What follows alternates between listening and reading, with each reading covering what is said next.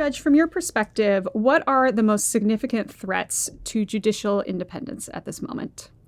The attacks by elected officials on the good faith work of federal judges around the country. Claims that they're partisans in robes or judicial rogues or judicial insurrectionists. These are inaccurate, first of all. Second, they're irresponsible. They erode public trust and confidence in the judiciary. And if we lose trust in our judiciary as a source of impartial justice, we've given away the game. Democracy can't flourish without that trust. Jonathan Haidt, the social psychologist at the NYU, who's done so much important work about teaching us how the brain works and how we form opinions and attachments, said a couple years ago, he predicted a catastrophic failure of American democracy because he said, we just don't know what happens to a democracy when you drain all trust from the system. Well, I actually think we do, and it looks like January 6th.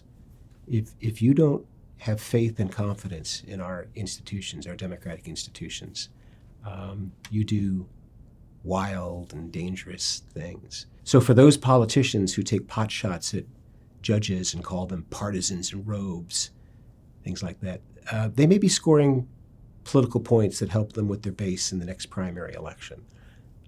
But they're doing long-term damage to American democracy and to the rule of law. So I think that, to me, that's the most serious problem.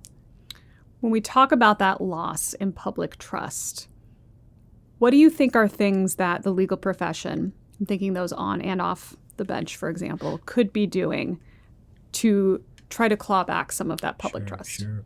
Well, the first thing is they need to educate themselves about how the courts really work.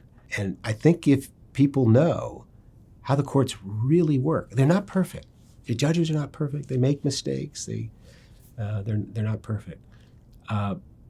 But if you see how the system really works, you're impressed. I was on the D.C. Circuit for 15 years, and only once in those 15 years did I see a decision that any of my colleagues made that I thought was in some way tainted by their partisan priors. Only once in 15 years, and I was looking for it. I was expecting it to be different, but it wasn't. It was a group of judges appointed by every president from Carter to Trump, each of whom had their own political views, but for the one occasion, none of them acted on those political views to determine the outcome of the case. It was amazing. And I'm sitting there and I'm hearing people with different political views laying those to one side to try and determine the outcome of a case based on the facts, based on the law, regardless of whether the consequences were going to help or hurt their own personal partisan views. That's inspiring. It was the single greatest and most pleasant surprise I found. And so I wish the American people could have the experience that I had. I wish that I could bring them into the room and see, this is what's really going on now. Judge X is not trying to help Donald Trump. Judge Y is not trying to hurt Donald Trump. They're trying to get the law right. I found that incredibly inspiring, and I wish the American people would know more about it. So therefore, it's important for people in the legal profession, it's important for judges to go out there and explain this.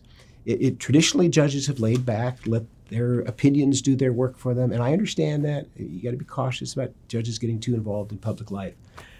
But I don't know. The house is on fire right now. This is an unusual time.